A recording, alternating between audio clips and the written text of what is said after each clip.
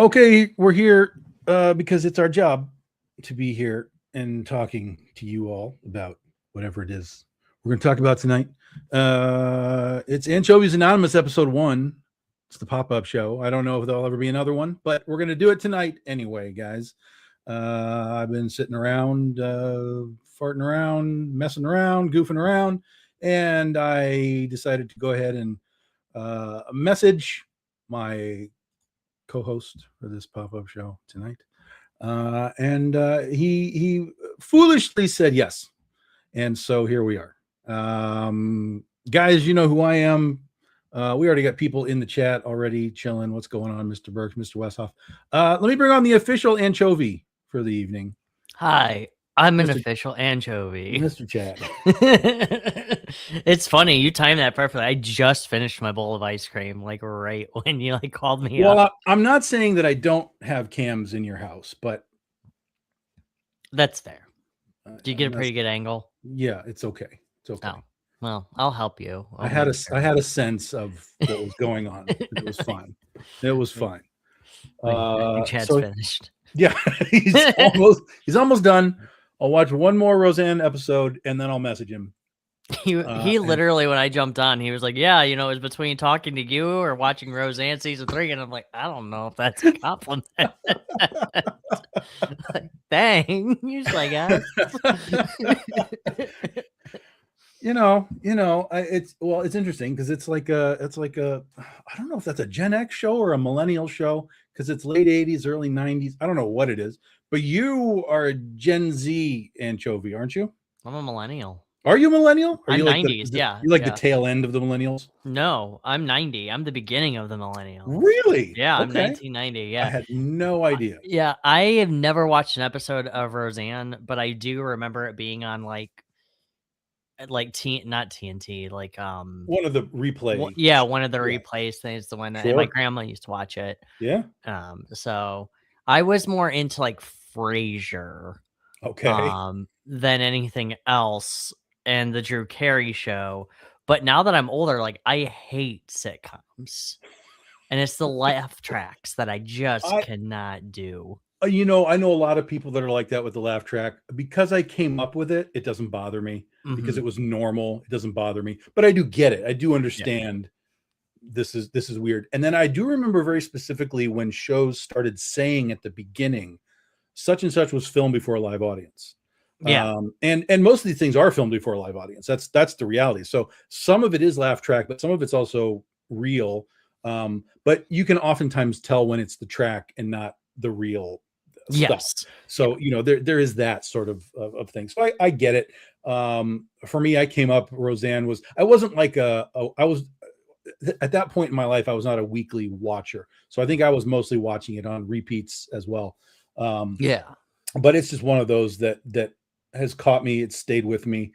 And it's one I haven't seen in a million years. So, you know, I got the DVDs on my shelf and I was like, all right, this is my lunchtime, you know, we'll knock a couple of these out at lunch and just kind of cruise through it. And then what was also funny was like, I was really genuinely curious, like, have I seen them all? Is there going to be one that slips in that I have never seen before? And so far, no. So far, absolutely not. But how many seasons is it? 7. I think it's 7. That's a long time. Yeah, it's 7. And spoiler alert, the last season was really weird. Because in the last season they win the lottery. And so the whole show goes from like, the poor working class sort of storylines to holy shit, we're rich, what do we do sort of storylines. And it just goes off on these weird, like crazy, oh, we're going to take a train through Europe sort of stories. I mean, just like really batshit polar opposite stories. Right. And people watching that season, they were like, what the fuck is going on? Like, we watched this for 6 seasons, and now we have this bizarre complete turnaround. Like, it wasn't clicking, right? Well, there's no relatability to it at that point. It almost felt like a cheat, right? It's Yeah. like they've gone through all of this, and now we're here. Now we've won, I don't know what it was, $10 million or something, and it changed the show completely. But then as the show kept going, people were like, all right, well, I guess this is what it is. We watch it. And then when we got to the final episode, the entire show final episode, spoiler alert, 3, 2, 1, get out if you don't want to know.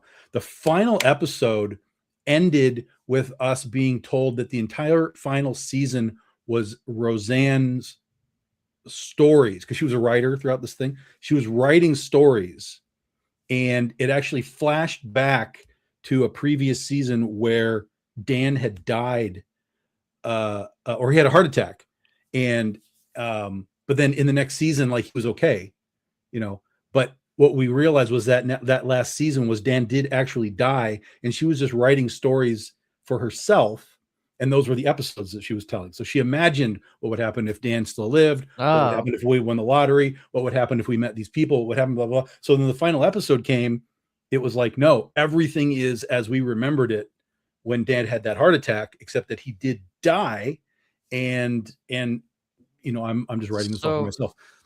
They did an Archer. I don't know I don't know how Archer finished. So Archer did a the action, the Archer, the I know what it is. Yeah. Yes.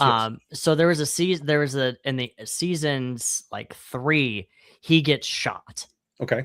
And he ends up in a pool. The next season is like them on a dream island with like a talking parrot, and like the next 3 seasons are like that.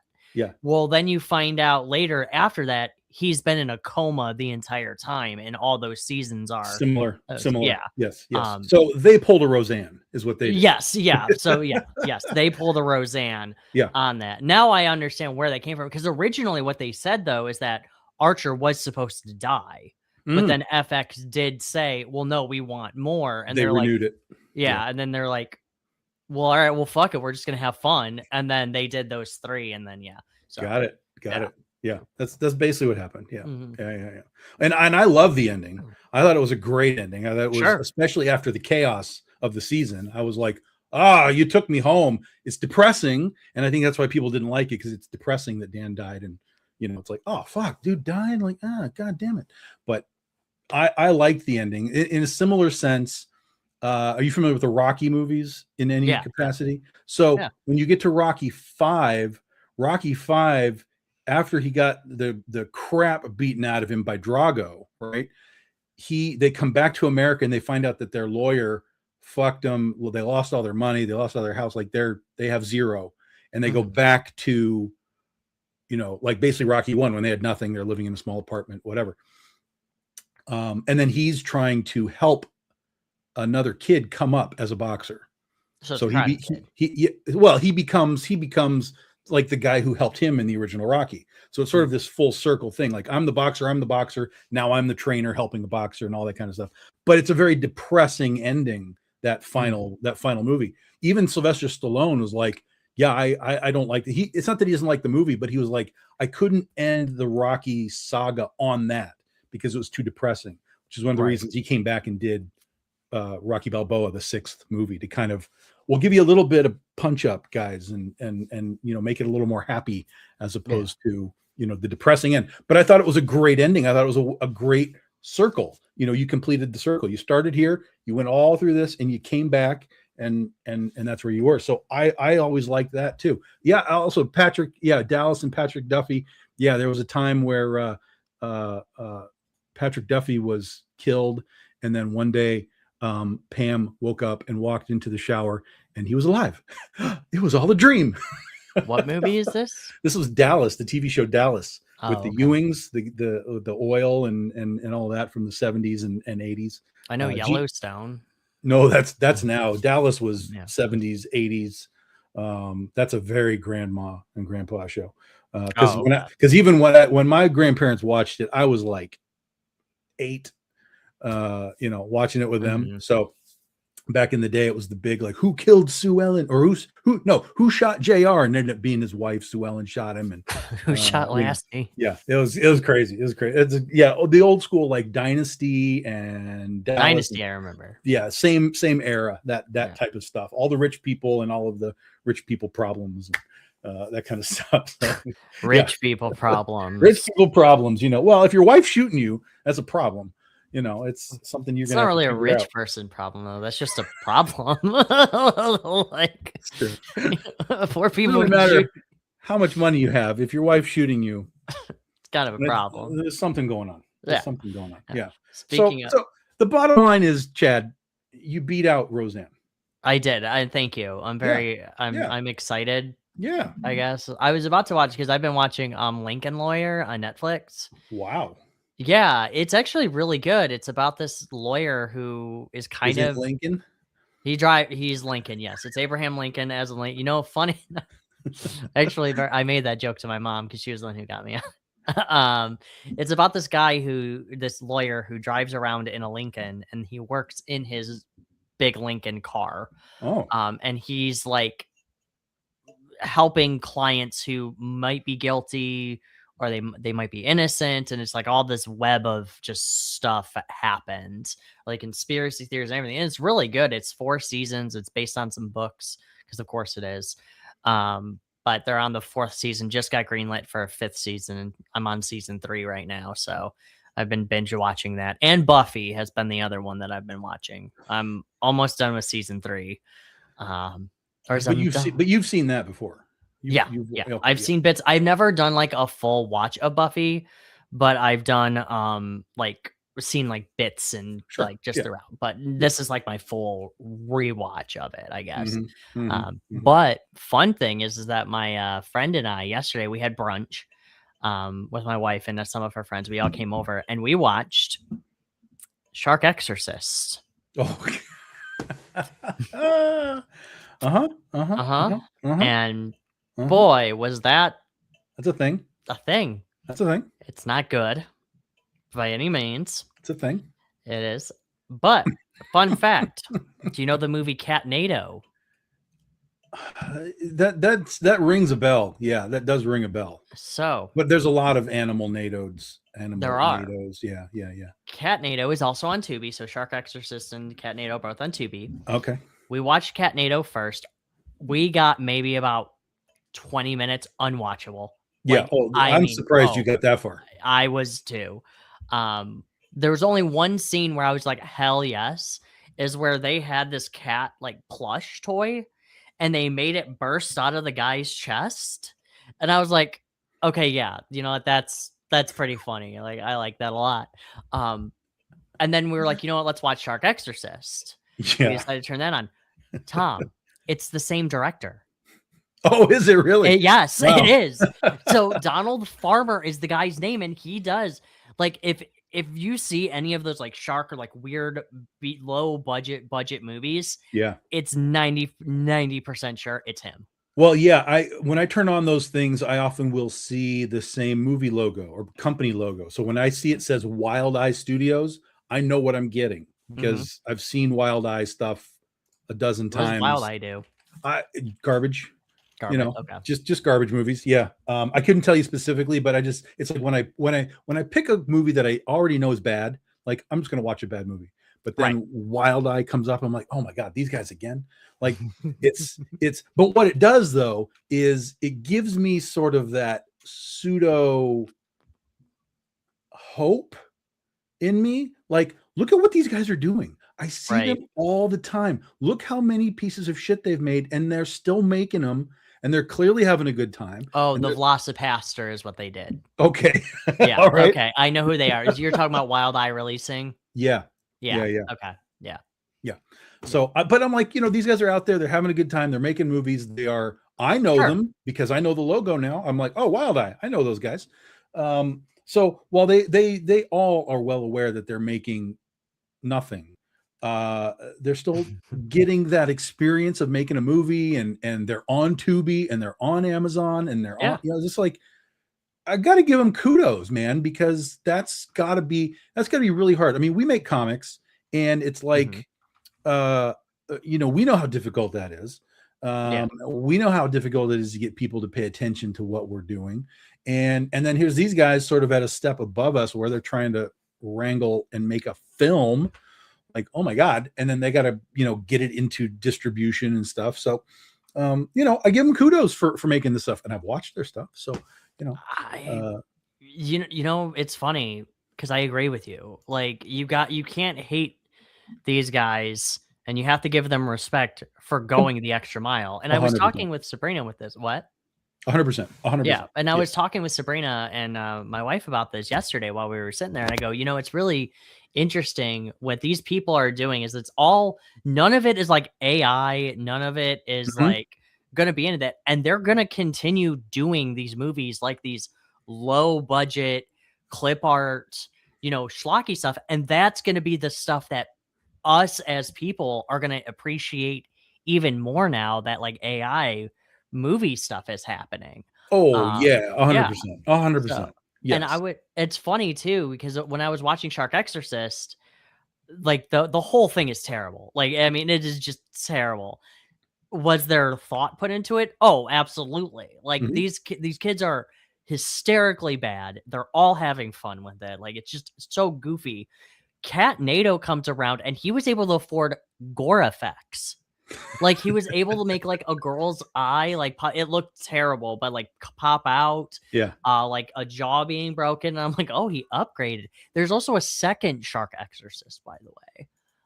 Yeah, yeah, I do know that, But yes. yeah, That's why I that watched the first one, but the second one is like, it's not really a how do I even explain it? it's not It's about a it's Shark Exorcist because the first one wasn't really about that either. yeah, I know, I know. It's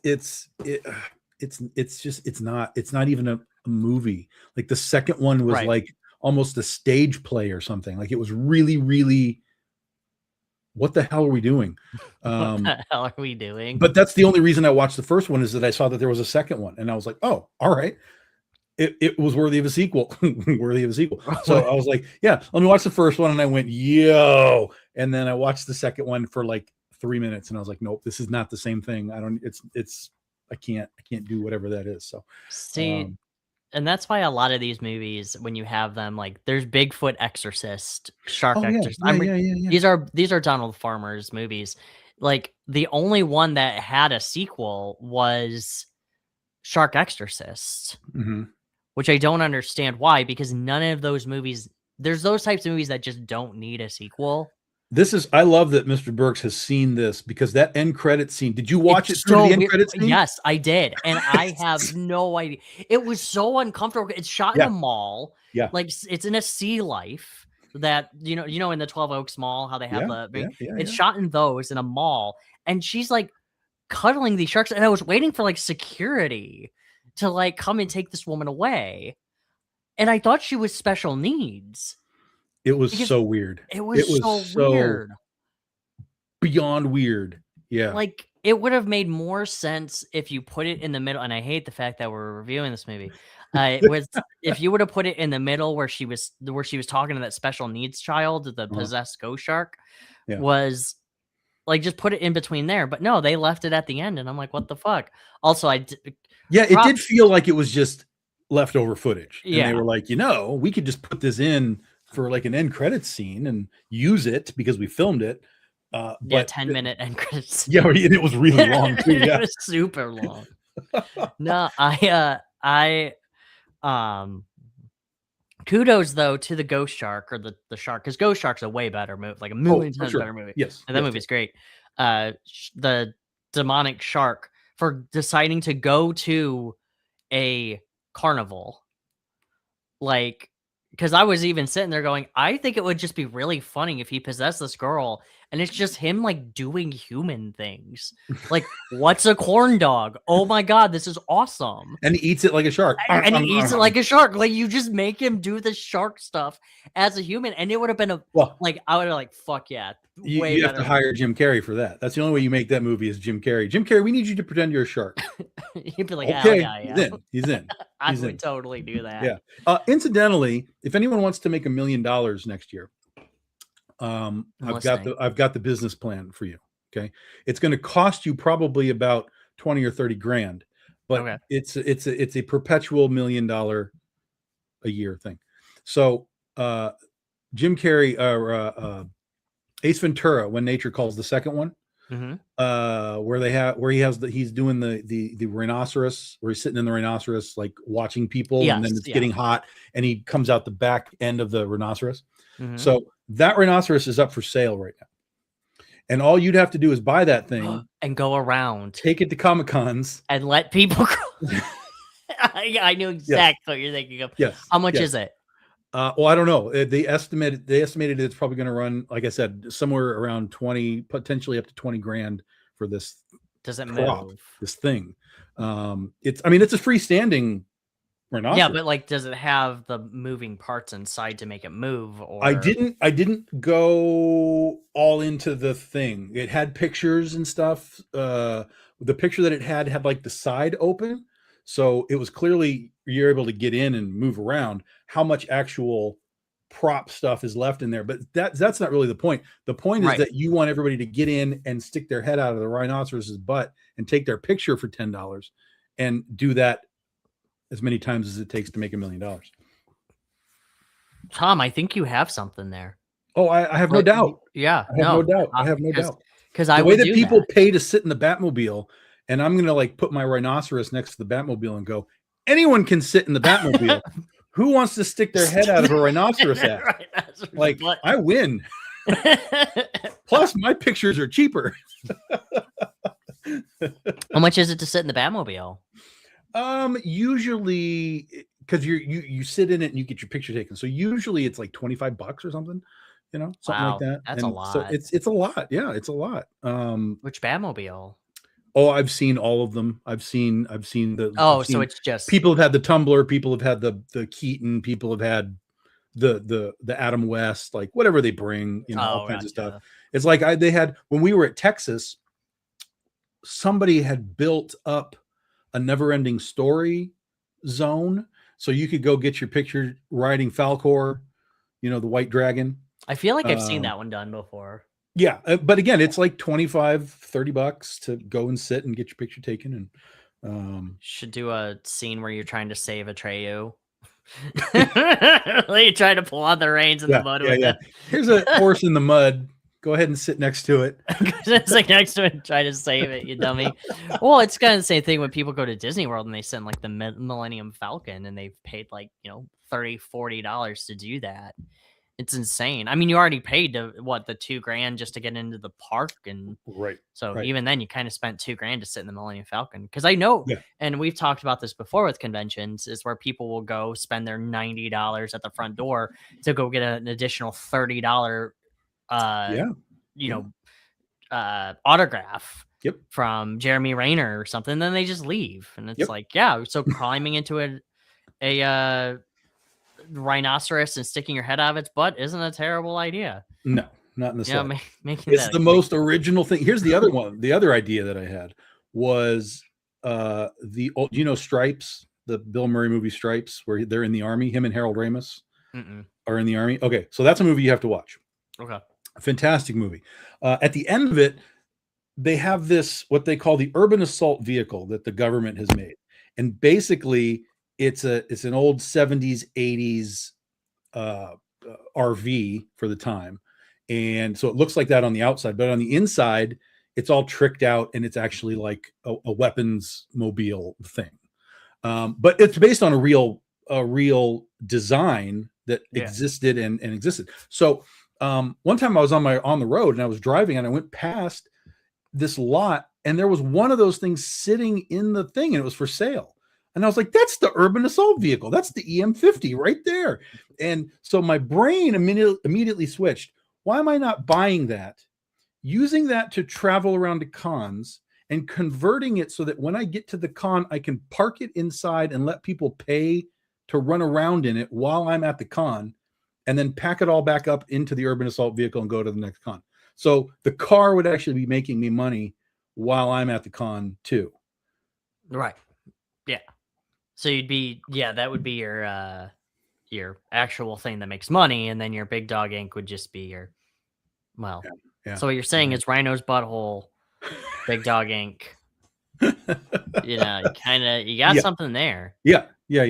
Just get a big old truck and take it around the cons. Yeah. I guarantee you would be like at Motor City, you would totally do amazing with it. Especially any of those big cons, maybe even the smaller cons too. Could you imagine going to like Pop Con and yeah. Oddities and Curiosities? There you go, right there. There's an oddity. Yeah. So Mr. Oh no, I thought Mr. Burke said it. No, it's Katrina. Katrina says it's currently at $18,000 with 24 bids. Yeah. So I'm actually kind of surprised. Somebody's thinking about, somebody's thinking about that. And at the same place, I saw this today. They're actually selling actual Jaws props from the original Jaws. Oh. And one of them is Quint's fishing rod.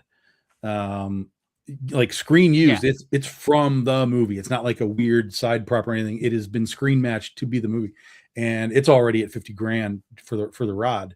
Yeah. How do you screen it? Like because you get the rod and you look at all the little details and stuff that are on it, and then you go to the film and you see every time that they use the rod, you can zoom in and match details, match the wear, match the screws, match the twine or whatever's on it. And so there's a video where a guy was going through it all, like here's this and here's this in the movie, and here's this and here's this in the movie. So they screen matched it. That's the thing that they do now to get really hyper specific, is they screen match like clothes and props and all kinds of stuff. Like this was Han Solo's blaster versus this was just a stormtrooper blaster, whatever. Right. So that's become a thing in the prop world, where they say screen used, like on screen. So wild. Yeah. So 50. I saw that immediately and I was like, click, I want it. And it was like, yeah, it's already $50,000. I was like, son of a bitch. Damn it. Damn. Truthfully, that's a lot higher than I expected for the fishing rod of Grant.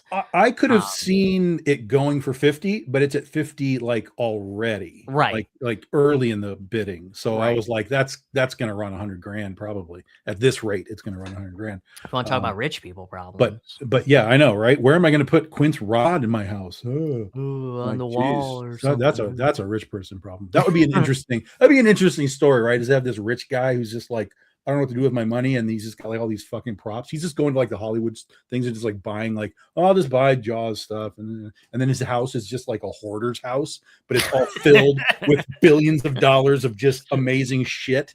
It's like warehouse. He's like knocking over mannequins, and like Cylons are falling over, and like, oh my god, my Cylon! Oh no, my weeping angel! It's so sad. He like uses the weeping angel as like a coat rack now. He has so much shit. Right. Like, this is original. Like, what? How much did that run you? $10,000. He just puts like his fucking $50 million coat on it. Yeah. Like that would be hilarious. So it's like Warehouse 13, but with movie props. Like if you have that many props, so your house is probably fucking cursed. Yeah, probably. Like, there was one, when you say Warehouse 13, one thing popped up a long time ago that I could have gotten, but I just wasn't in a position to even spend a couple of grand, because that's what it went for. But there was a Warehouse 13 prop. It was a big briefcase, right? Because you open the briefcase and there's like fancy shit in there. And they had apparently done an episode with the guillotine blade from Marie Antoinette. That was the episode. And so in this box was the blade for Marie Antoinette from this particular episode. Yeah. And at the time we were doing the Marie Antoinette comic book. And I was like, I need that on my booth at Comic-Con. But I didn't have a spare $2,000 to throw it at, random movie props. No, it wasn't bad at all. If That's it not was a if it was right now, I wouldn't have even thought about it because that's too good to not have on your table right. at the con. But I had been going through the divorce and I was moving and I was just everywhere Yeah. and I was like, nah, fuck, I can't do it. And sometimes what's funny is because I've bought some stuff in the past, little things. I have some clothes from some movies, but I would go to some of these things and I would watch them and I'd be like, oh, that's like really cool. I'd like to get that maybe sometime. And then it would sell. And then like a year later, it's somewhere else for like 10 times what it sold for originally. And so that's when I kind of got it in my head. I was like, oh, Jesus Christ. Like if you took a shot at this and you got something reasonably good in a couple of years, it could be 5-10 times value. There was a couple of years ago, they had Jessica Biel's Blade 3 outfit with the vest and the bow and arrow and all that. Like it was the whole thing. And the bidding started at $2,000 and it did not sell.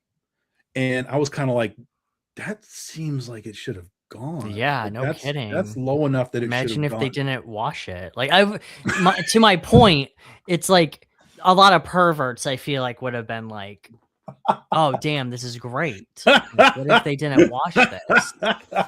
Like just but you're right. And $2,000 though that's not a terrible thing. No, that's nothing. Like in my brain, I was thinking like I want to bid on that, but I know it's going to go for more. And then I came back later after the stuff had been over because there was another piece that I wanted that just went batshit and it went crazy. But I went and looked for it. I was like, okay, what did it actually go for? And it was like no bids. I was like, yo, that's crazy. But the one that I wanted is they had an Empire Strikes Back. What do they call those things? Storyboard. By Joe Johnson, hand-drawn storyboard by Joe Johnson. And it had an ad on it. It was Hoth. It had the ad on it, had a little streak for the speeder in the background. And I lost my shit. I was like, that's a real fucking Empire Strikes Back, Joe Johnson drawing. What the hell? And then the estimate said, I think the estimate said something like 1,000 to 3,000 or whatever. And I was like, I am in on this. There's no way I am not in on this. So I waited and I waited and I waited, and it didn't really get bids. And then it started to get some bids, and it was like 1,000 and 1,500 or whatever. And I was like, oh yeah, that's probably going to be about $3,000. Okay, let me figure out if I can handle this. And then as I got into the end of the auction to like come in, like you do with eBay, right? Is get in on the end and snipe it. I went in on the last day, and it was already at $11,000. Oh my god. Yeah.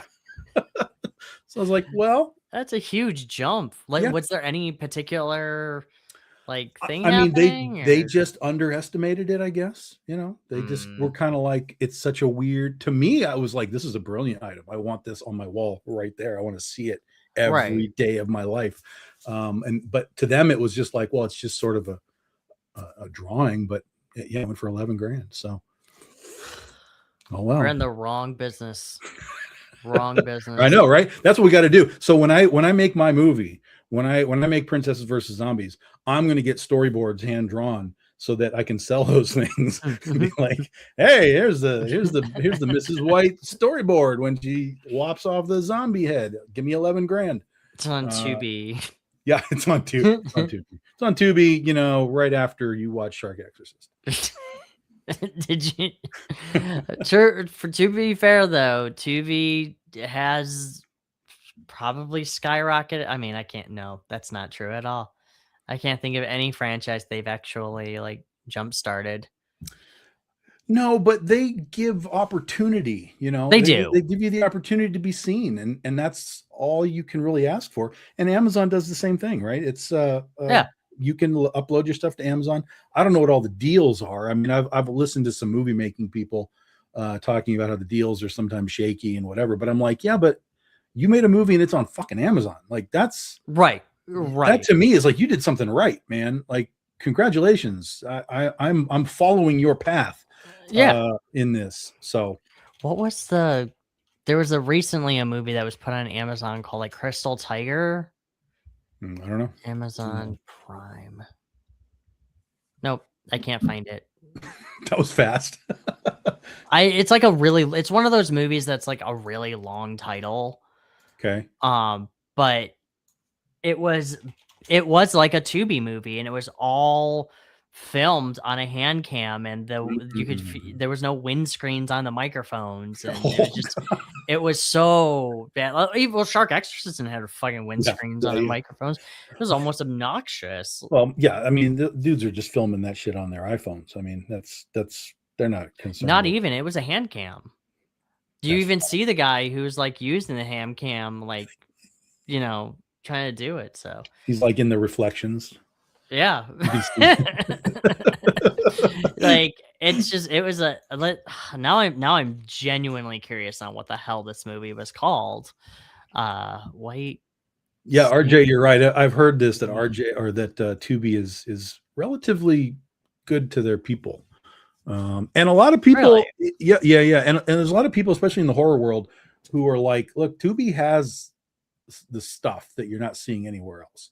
For Amazon sure. and Netflix have all kind of the streamlined mainstream things, but Tubi goes a lot deeper. And that's true. Faster.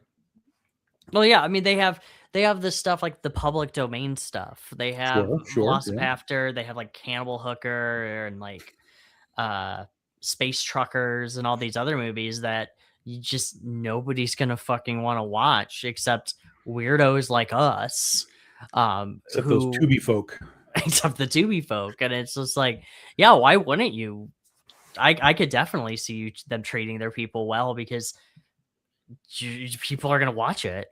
Like, it's free. And yeah, they're Hanna-Barbera or their, Cartoon Network stuff. That's gonna blow them out of the water. Like, that's gonna make them probably millions. And then hopefully, hypothetically speaking, those smaller people who have these little dumb movies on there will also probably get a little uptick from it too. Because it's like when we talk about like Kickstarter, where like, oh, G.I. Joe is on Kickstarter or whatever. Well, that's bringing eyes to the platform. So, sure. What you're hoping for is eyes on the platform, and people are like, what else does the platform have? So, right. If someone's there watching Scooby-Doo and they're into the horror stuff, then, maybe they go searching for horror movies to watch, and then there you are. Sure. Or maybe it pops up on your, recommendation list. Yep. Although I guess if Cannibal Hooker is recommended from Scooby-Doo, I'd feel like you got a problem, but whatever. I'm not going to judge you. Granted though, the whole thing of getting eyes with the difference with Kickstarter and Tubi though is Kickstarter, it's like the algorithm is kind of going to hurt that with the G.I. Joe trying to get your eyes on other books and everything, people coming. With Tubi and everything, it's like a fucking Russian roulette with it. Like, you click on that and you're like, oh yeah, we're gonna watch Magilla Gorilla or whatever the fuck we're gonna watch. Yes. And then fucking Terrifier 4 comes on and startles your fucking kids.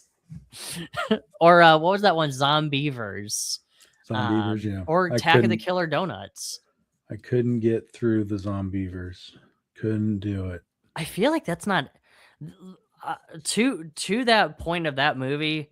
It's really not that hard of a premise. You could have just made it almost a porn. Like, legitimately, that title. Sure. Make it a porn. Oh, yeah. Like, that's it.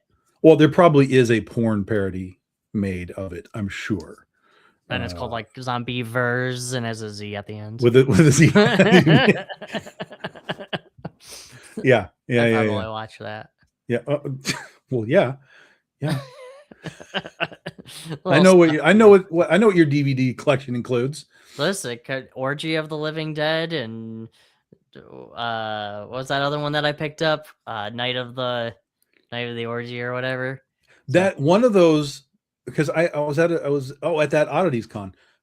Dude had a whole bunch of like VHS stuff, and I was just kind of going through it, and one of them was something Orgy of the Dead or whatever, and I picked it up because I was like, oh, I'm going to take a picture of this for Chad, because I wasn't sure if that was the one that you had gotten already, but I picked it up and it was an Ed Wood movie, and I was like, oh my god, yeah, Ed Wood. Oh yeah, Ed Wood did a lot of crazy crap at the end of his career. Yeah. I mean, he did crazy crap all the time, but after Yes. Plan 9 from Outer Space, like he had no credibility, and so he was just doing all kinds of weird porno monster things. Yeah. What do you do? Porno monster thing? Porno monsters. Yeah, porno monsters. I don't know what else to explain. That's what it is. That's what it is. I'm not. I'm not knocking you. Let me see. Ed Wood orgy. Let's see. That's a Dude, terrible thing to put into my please. Google. It's called Orgy of the Dead. Yeah. Is that I one think that you that's have? the one. I think that's the one I bought. So in that case, it was written by Ed Wood, directed by somebody else, but it was written by Ed Wood. Yeah. Yeah, I think this Orgy of is the Dead. I think this is the one that I bought. Yeah, that's what I thought. That's what I thought. Yeah, because when we were at the Motor City Nightmares, yeah, Mhm. I'm pretty sure this is the one that I bought. Yeah. Huh? It's an Ed Wood movie. Well, now my boner's confused. Like, I don't know, like if I should be more curious now, or Did you even watch it? I haven't yet. No. Okay, yeah. It's on my, well, I guess bucket list. I guess. I'm not really sure if I want to. But I will. Ed Wood, he died only when he was 54. Wow. Yeah. He died young. Well, I mean, a lot of people back in the day didn't make it past 50s and 60s. I mean, I guess if you're doing like 69 Rue, Pigal, and Attack of the Giant Salami, you might as well just die at 54. Might as well call it quits. Yeah, might as well just end it. No, I've seen so much shit on TV. So much shit. Good shit, but what was the one that recently? The Void, I think, was one of the movies that Tubi recommended me. Skidamarink. Isn't that isn't The Void a I think it's the Nick Cage movie, isn't it? I don't know who's in it, but isn't that a Cthulhu movie? The Void? Is that like a Cthulhu based thing? Yeah. Yeah. I've heard about it, but I haven't watched it. Yeah, I vaguely remember like people were saying, maybe it was last year or the year before, to watch that movie, and I didn't, but I should. They also have Frozen, that one weird movie where everybody's on a ski lift. Yeah, that's a bizarre movie. Yeah, yeah. I don't know why anybody thought that was a good idea. It's just a situational horror thing. Did you watch it? I haven't. No. Is it good? I mean, it's okay. The premise stumbles in the way that it's set up, because I'm kind of watching it and I'm like, because here's the thing. I've had the fear before where it's like, are they going to stop this? Do they know we're on this thing? Like, I've had that fear. Sure. But it's never even been close. Right. So the premise stumbles in what they're doing. But once you're there and you're sitting in that chair and you're, I don't know, 80 feet above the ground, like, that's fucked. You're fucked. And trying to figure out like how do we get down? How do we do this? You think about it really quickly. Well, we'll just go on the cable, right? And just walk ourselves to the next big pole. No, because if you look at the cables are so fucked. They all have these, it's almost like barbed wire, because they all have these little things stuck up. So when they try and do it, like their fingers are getting jabbed and stuff. So it presents a fucked up situation. And it gets more, I won't even tell you, it gets more fucked up. No, that's all I'm going to say. It's all I'm going to say. It gets more fucked up. But no, it's, a lot of times it's just sort of like, it's like that movie Fall, right? Where they're like, hey, let's climb to the top of this giant pole where they have to, change the light bulbs or whatever. But the thing is coming apart. So it's all just kind of finding situations that are, like theoretically possible, and then just throwing the horror, bent into it. It's like, oh, and now we're fucked. We did this thing and now we're fucked. That's most horror stuff. It's like Wrong Turn. It's like, we drove into the forest and now we're fucked. And now we're fucked. That's like every horror movie. Yeah, like, stared at a guy the wrong way. Now we're fucked. And now we're like, what's that one movie? Breathe. Oh, Don't Breathe. Don't Breathe. Yeah, where it's like the blind guy and everything going through that. So that movie was actually kind of cool. I didn't hate it all that much. But yeah, it's like break into this blind guy's house, and now we're fucked. And now we're fucked. Now Yeah. we're fucked. Could you I'll tell you, imagine? I think I just figured out how to pitch to Hollywood. Is hey, I'm here to pitch some horror movies for you. Sure. So guys go in the woods and then they're fucked. Do you like that one? I do. Guys get stuck on a chairlift and then they're fucked. Do you like that one? Wait, hang on a second. And When you say can just like really go. When you say chairlift, are we talking about ski chairlift? Or are we talking about like senior citizen chairlift? Either way, that's two different movies. That's two different. Because when you're young, the ski lift and 80 feet is a problem. When you're old, the chairlift and 10 feet is a problem. That would be such a wild comedy. So you just take Frozen and alter it to chairlift, wheelchair, elderly, and they're fucked. And then they fall down the stairs and they fucking die. There's like 3 of them too, so one does tumble down the stairs, one has like a heart attack in the chair. It's like played super suspenseful, and it's just I'm gonna pitch this to Wild Eye right now. I'm gonna go send them. I got this thing for you, man. No one has ever thought of this. Promise you, no one's ever thought of this. There's that one movie that I want to watch that's on TV right now called Kevette. I don't know that. It's like a surreal type movie. I think it's a French movie, but I guarantee you if I sent you a picture of it, you've probably seen it. Okay. I avoid those movies, not because I don't want to watch them, but I got to be in a movie I got to be in a mood to read a movie. You know what I mean? Yeah. Or if it's like if it's dubbed or whatever, oftentimes the dubbing is like really wonky, and I'm like, I can't tune in on this. So I would prefer to just read it, but I got to be in a mood to read a movie. It's like when I watched Train to Busan, like that was a really good zombie movie, but because I was reading it, it was taking me out of, the visual horror of it all. I was like, I'm reading and there's zombies running and oh shit. So I liked it, but I think if it had been just American, I would have liked it a lot more. Yeah, that's how I kind of am too when it comes to the subtitles and everything. And I also, it's kind of a double-edged sword is when they do the dubbed, I can't really do it because it's like, you can tell the dubbed people probably shouldn't be doing voice acting by any means, which is why I feel like they just need to get anime voice actors to do the live action movies too. I don't know that that's the right answer either. Well, it's they all have sort of a type, and that's why they're in the anime sort of zone of things. You know what I mean? Like if you would be like, let's take Sailor Moon actors and like put them on Train to Busan. I don't know that we're gonna necessarily. No. True. That'd actually be really funny. Or have like high or what was that? The melancholy of whatever the hell her name is, where it has like the little chibi voices. Just Train to Busan going, no, zombie, and it's like it would be better though instead of like the deadpan voiceovers of the live action. But yes, to your point, there are those like, what is it? Johnny Young Bosch, who does Ichigo and Bleach, is not going to be in like Old Boy. Right. Like he's not going to do that. There was a movie, and I'm sad I can't remember it now, but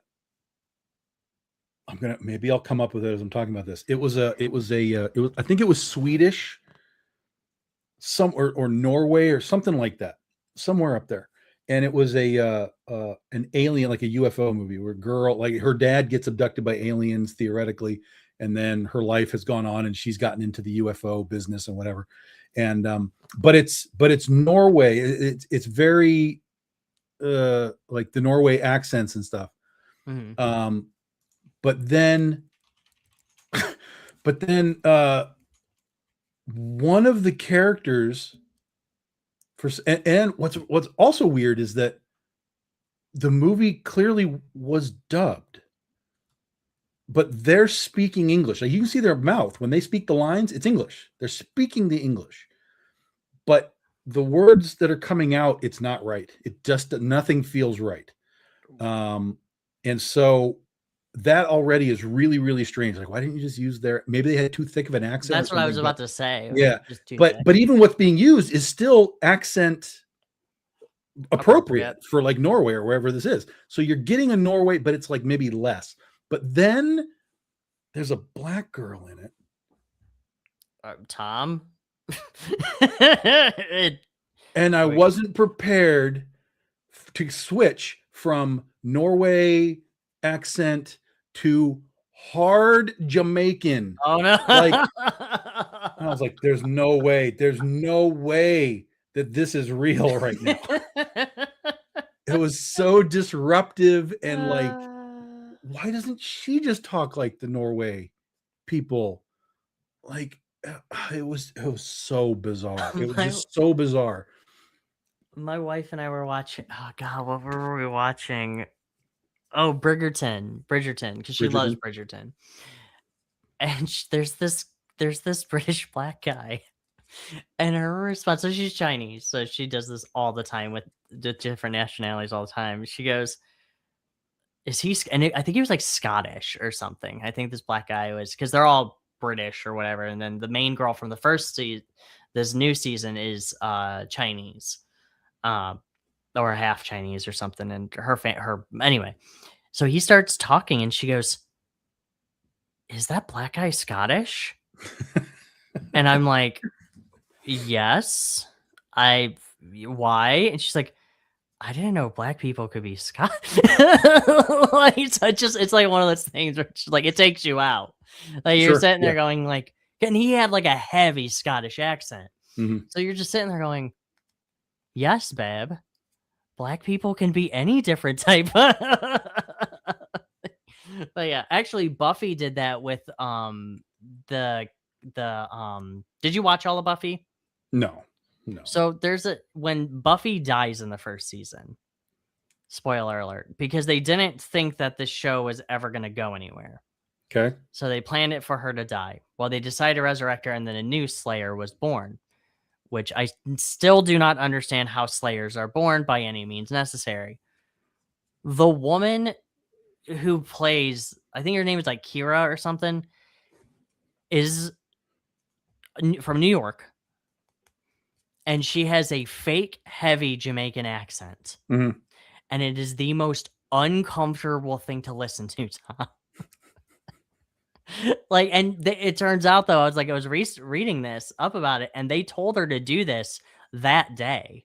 They were like, "We need this to be a little bit more diverse. So can you give her a Jamaican accent?" And she's like, I don't know what the fuck that even."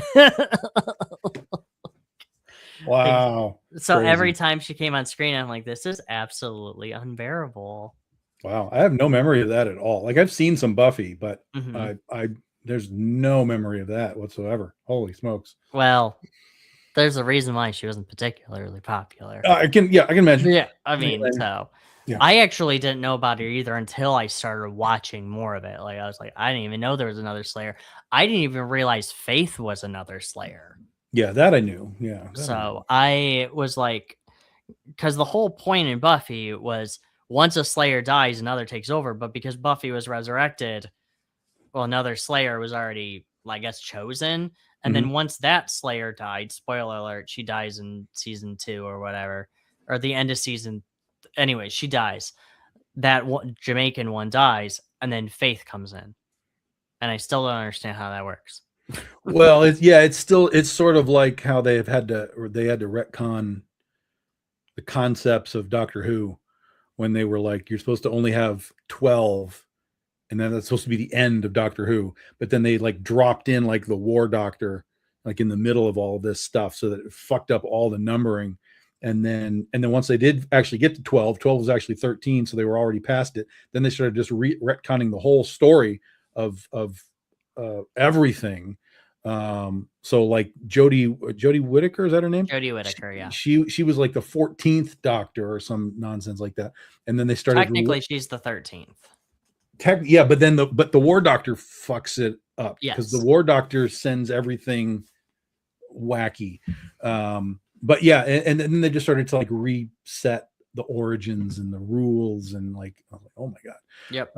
And then they did the whole David Tennant was back. Right, I saw that. Yep. He came back as the 14th Doctor, and then what's his name, which I watched, which I thought that was good. And now Billy Piper, who was the companion of David Tennant, is now the new Doctor. And yeah, so it's just, and now that might not even be the 16th Doctor. That might be the bad wolf Doctor, which just sounds like a porn by any means. But and then you have the other Doctor, the fugitive Doctor, which was a black woman. Right.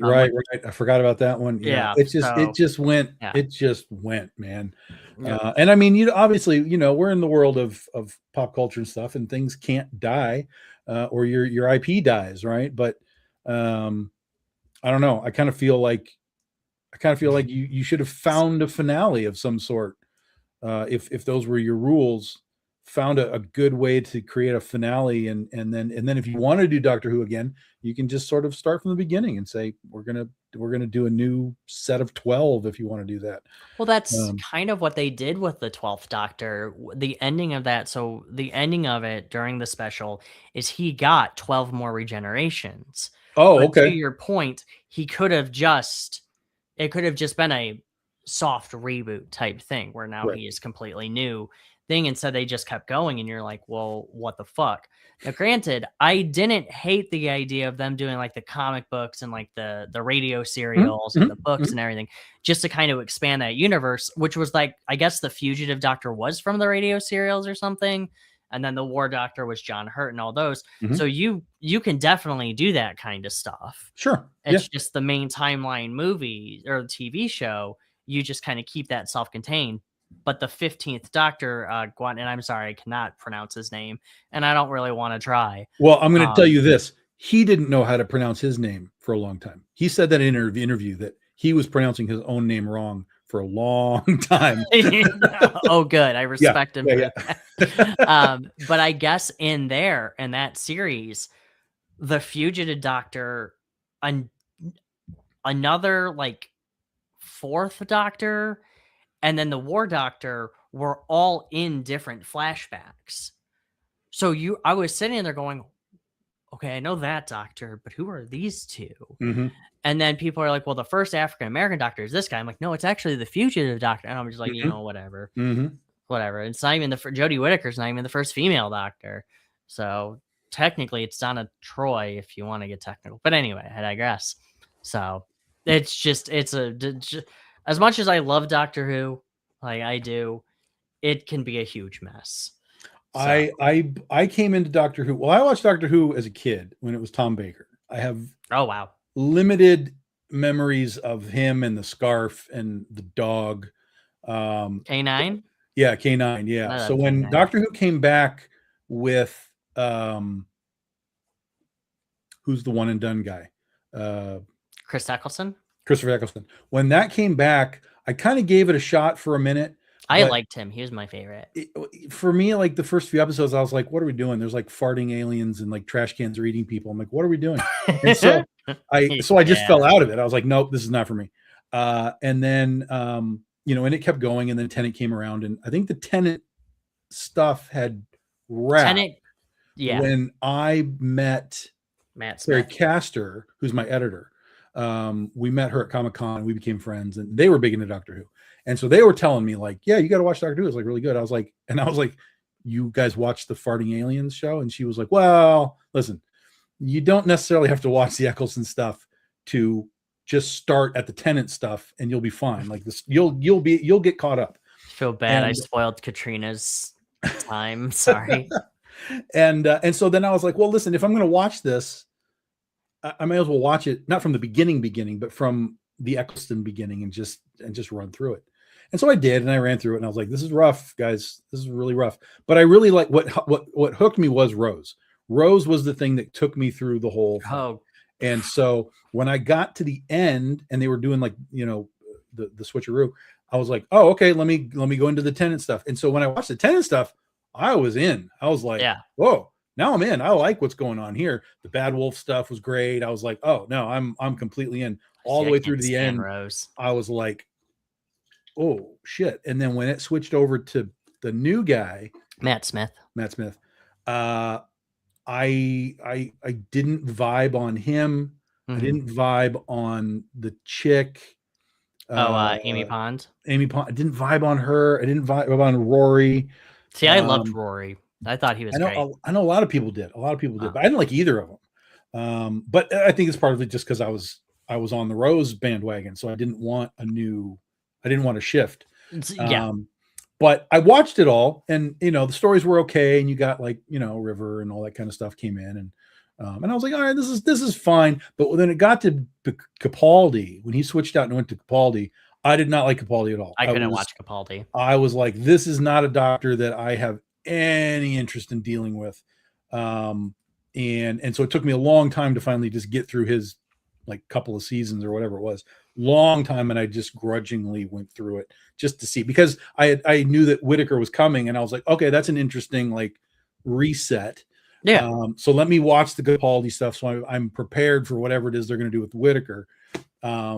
But then the Whitaker stuff just was all just, there was nothing there for me at all. Like I couldn't. They made it very social justice-y, and that's which is okay. I mean, that's part of the doctor's thing, is helping people and doing all that kind of stuff. But like, it just didn't have enough of what, to me, Doctor Who had been through Tennant and Smith. And I know part of that is like, well, we don't just want every episode to be the Daleks, and every episode is the Cybermen, and every episode, whatever. And I'm like, yeah, I get it. I understand.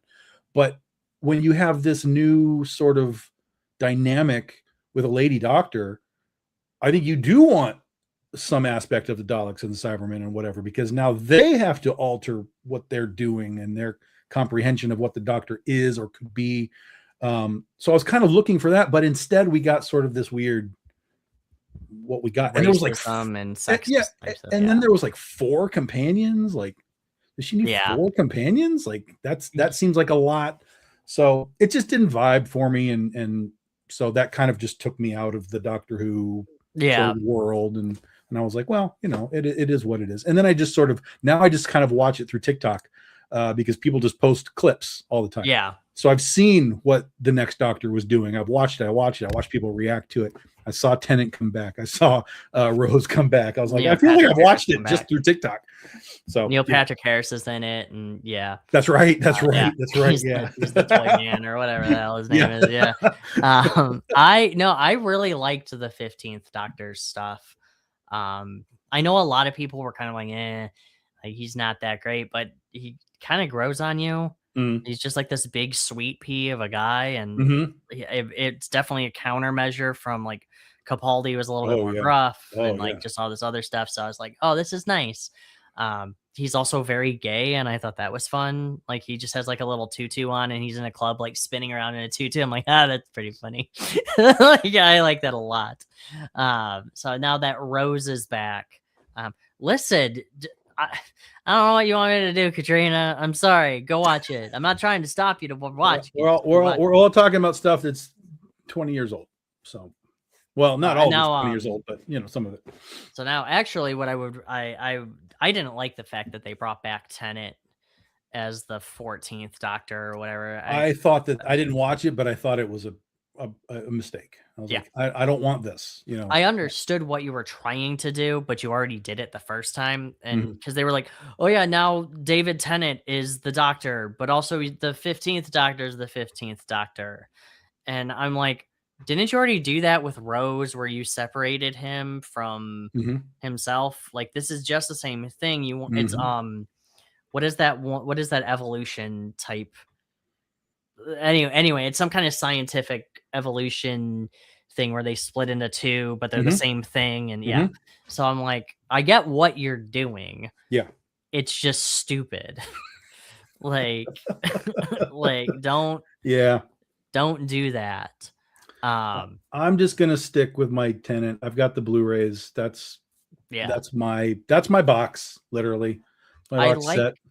Eccleston I liked. Matt Smith was probably my favorite.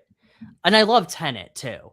In fact, Sabrina and I the other day were just talking about David Tennant and Matt Smith, how David Tennant is like a very well-rounded actor, especially after Doctor Who, while Matt Smith keeps getting typecasted as villains. And I'm like, I hate that for him because it's like he does have that face of a villain, but he does have acting chops. Like Sure. you Yeah. don't got to give him these villainy roles. I mean, he was god awful in Morbius. And what sucks is that he was the best part of Morbius too. And then he was in House of Dragons as well, and he's He was in one of the Terminator movies too. which one was he in? Was he in the He was, latest one? I think he was in the last one. Okay, I didn't He see was that either one. in the last one or the one right before. He was either in Genesis or Dark Fate. I don't remember which one, but Was he was Dark in he Fate was the in one of those. one? Wait, what was Dark Fate the one with Gabriel Luna?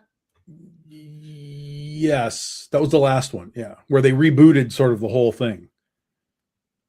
That one sucked.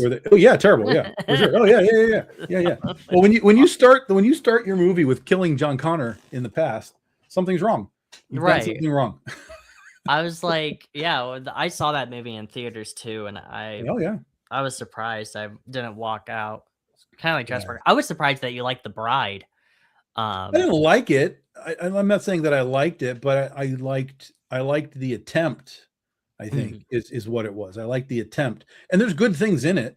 But as I'm seeing other people reviewing The Bride now, they have the same problem that I did, which is, yeah, you took a swing. Yeah, Jesse and Christian Bale are good in their roles, but there's no real story foundation in any of it. It's all just sort of, and but here's the other thing. I would ask, like, if I were to get to talk to Maggie Gyllenhaal, because she wrote it too. If I were to get to ask her about it, I would be like, is that the point? Is that part of the point? Is it disconnected on purpose because of the monsters were pieces of things and you wanted to create a movie that was pieces of things? That would be sort of my question. Like, was it on purpose? Because if it was on purpose, I have a different, like they Frankensteined the movie. Yeah, it's like, then I have a different dynamic from which to sort of review it. But I don't have a sense that that's what it was. I have a sense that it was a story, and they were trying to input so many different things, different messages, different thought processes, but none of it really coalesced. And so while you got sort of these moments of like, well, that was all right, then it went into another moment where you're like, what are we doing here? This doesn't make any sense. Like, so what's wrong with you? That's the thing. Like, it's and it's only on top of my list of 2026 movies, because I've only seen 3 movies, and the other 2 just aren't as good as what that was. What were the other 2 that you saw? The first one that I saw this year was Killer Whale, which I knew was going to be bad. I knew it was going to be bad, but I didn't know how it was going to be this bad. Like, genuinely, I didn't know it was going to be this bad. Basically, think Free Willy meets The Shallows. Okay. That's literally what the movie is. That's without joke. That is what the movie is. And it's so bad. Painfully bad. The second one that I saw was Iron Lung, which is the one that the Markiplier made his movie. And I liked it for what it was, but I think because they tried to take a tiny concept and turn it into a full-length feature, there just wasn't enough to fill that time. Yeah, there's literally periods of time where you're just watching him walk from one end of the sub to the other to make a map. He's like, huh? And that's the movie. Like, and it's just like, holy shit, like, we could crop some of this out. So I felt like if this had been like a Twilight Zone episode, like, give me a 45-minute with some commercials in it, you would have had a tight, thing. But to stretch it out, it didn't work. But what I will say is he did a great job. He was a great job at directing, considering it was a one set piece. Basically, he did a great job directing. All the $3 million that they spent is on the screen. Like, there's nothing looks cheap. All the effects and the sub itself, all the blood, all the, like, I won't get too deep into it, but all of it looks like, god damn, every dollar is on all the out of his, and it's all out of his pocket. Right. Yeah. The game itself, I've never played the game, but I've watched his like playthrough of it a little bit. Definitely game's not for me, but the whole movie is him it is this guy just making a map of this unknown spooky place. Yes. So yeah, the fact that he made that movie, I was very surprised when he said, "Yeah, I'm going to turn this into a movie." I'm like, "Oh, there's like I could think of 40 other Like, games." well, here's the thing. Like, because based on the concept, if I had seen, okay, whatever, this is Blumhouse, and we're going to throw $20 million at it, and we're going to actually make a movie that isn't just Sure. a single location thing based on the concept, I'd been like, oh fuck, you're going to see a lot, you're going to move a lot, you're going to get more out of what's going on. Like, Sure. I get the premise is sort of like you don't know what's out there, and that's sort of what makes it kind of weird, which is fine. I'm okay with that. But again, there just wasn't enough to make a feature that interesting. So Right. I feel like somebody just go dump 20 million on that and make a real sci-fi horror thing out of this planet of blood, for God's sakes. Right, which is awesome. Yeah, which is great. And give us like sort of the full Monty on that. I think you would have had a really genuinely good movie. But it's made $50 million. Like, the response to it has been tremendous. Now, granted, dude has 35 million followers. If 30 million of them go and watch a movie one time for, Oh for yeah. $8, $10, there's your money. So it pays to have that, in your back pocket. But again, there's nothing really wrong with the movie other than I think it was just too long for the content. Yeah, and we are at that point where they're gonna try to make movies out of any game they can. I Sure. blame the Sonic movie. Well, but I mean, those were successful, And I hate that. I will say the fact that we got not one, not two, but 3 good Sonic movies. Before even GTA 6 or before we got a good new Jurassic Park movie is fucking stupid. Like, well, but oh you're my God. also in a new world, and so when you get to do that kind of stuff, it's like we're going to get Mario next year again, or is it this year? It's this year. It's April 1st. Yeah. So there's another Mario coming, and that was just a couple of years ago, and you're in this world that hasn't really been on the big screen in that way. So True. I think that's fine. Like, that's why you don't get better Jurassic Park movies, is because you're still in the same place doing the same thing, and essentially. Yeah. And all you can really do is just cast somebody else and put another dinosaur in it. Right. Yeah, and that's true. And that's the same thing. God forbid the Five Nights at Freddy's movies are very the same way too. Right. So, Yeah. Which the first one was terrible. The second, it was like the animatronics. I mean, it's Jim Henson. The animatronics look incredible. Like, okay. The fact that they got Jim Henson to do it, they tried to give it a little bit more of a deeper lore from like the first game, because there's not really that much there. Yeah. Matthew Lillard's in it and he's great. And now they have the second movie, which I heard is absolutely abysmal. But I will be watching it just because, well, I like creepy animatronics. Sure. Like, in games and movies, I think they're great. So anytime they can do that, I'm like, I'm kind of in. So I will definitely be watching that. I will not pay money. But if it shows up on Tubi or something, I will. And now there's gonna be a third one. So yeah, no. Well, and sometimes that happens just because you paid a licensing fee and you need to make your money back. You sure did. So, looking at you, Fox, and your Fantastic Four movie, or Sony and your Fantastic Four movies. So, and your Spider-Man movies. Damn it.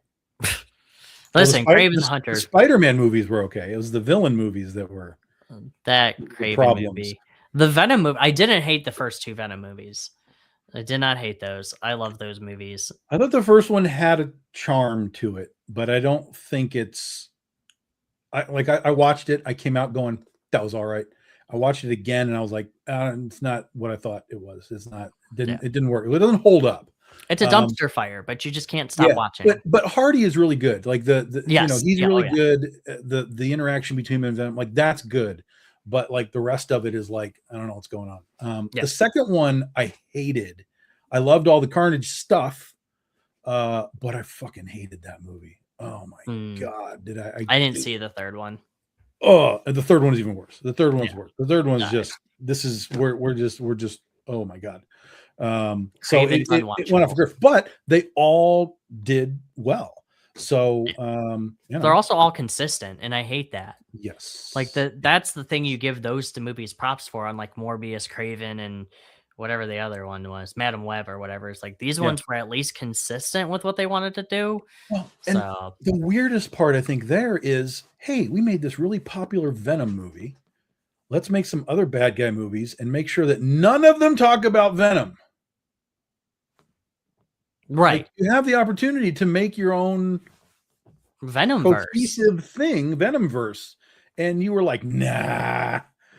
Like, could you imagine Craven going up against Venom? Yeah, right. Like, He should have been hunt. I mean, granted, the movie that they wrote was garbage, but if you had come in well, and said, "Hey, you know what? What if Craven the Hunter is actually a great fucking hunter and he's looking for the next challenge and he sees Venom on TV and like it's he does Venom with versus Spider-Man. and he Like, sees yeah, Venom and he's like, I'm going to get that guy, and that's your movie is Venom versus Craven. Like, I understand that you're trying to turn these villains into like anti-heroes or whatever, but stop it. Just make them bad guys and make them Venom's your fight. hero. Make them There you fight. go. Yeah. Yeah. Use Venom as your anti-hero and all the other guys are bad guys. Yeah. And you're off to the races. Yeah, just make it like the comics. Like, there you go. Like, he goes up against these bad guys. Oh shit. Well, heroes don't kill. I'm a fucking hero. You're hunting me. I'm gonna rip your heart out. Like, there you go. Yeah, great. And then Spider-Man could be dead or whatever. Like, there you go. Like, you have the whole Peter Parker thing, Tom Holland and Venom and Peter Parker, Tom Holland are like, well, my world, I'm Spider-Man, and Venom's like, well, I guess in my world, I'm kind of like Spider-Man. Mhm. And there you go. Like, there you go. Actually, that's not a bad conversation for them to have. So it's like, like, I'm not like you, but I am Spider-Man in this world. And they have the fucking ace in their pocket. Where the fuck is Miles Morales in these movies? Just make it a Miles Morales verse. Why? Why do that? Why? Because That would be smart.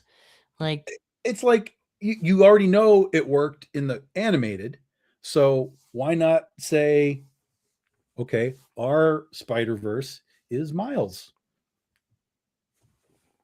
yeah, there you go. I mean, you already got 2 movies. Yeah. Your Spider-Verse movies, just make Miles. And Miles is a great character. Like, I'm sorry, everybody, he is. I mean, we all know he's very popular. Like, he's very likable. But yeah. Unfortunately, though, I do have to run. Okay. I do have to be up early in the morning. Okay. Well, we did about 90 minutes, guys. Yeah. Anchovy pop-up show. Welcome and goodbye. Goodbye. Keep your eyes and ears open. We may be back. We may not be. Sure. You never really will know. Thanks for chilling though. Appreciate it. And we'll see y'all.